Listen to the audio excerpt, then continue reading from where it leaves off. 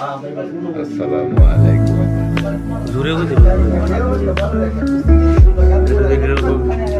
বয়সটা তো এটার মাধ্যমে কথাই তুই বলো। আসসালামু আলাইকুম। কোন কেউ চা খাইতেছে, ইফতার শেষে চা খাইতেছে।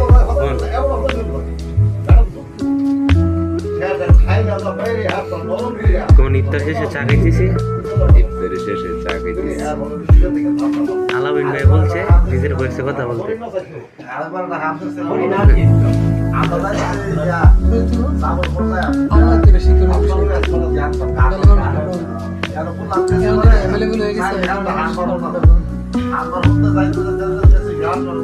আলামিন ভাই ঘরে লাগিয়ে দিত। আলামিনটা তো টাটা দিয়ে তো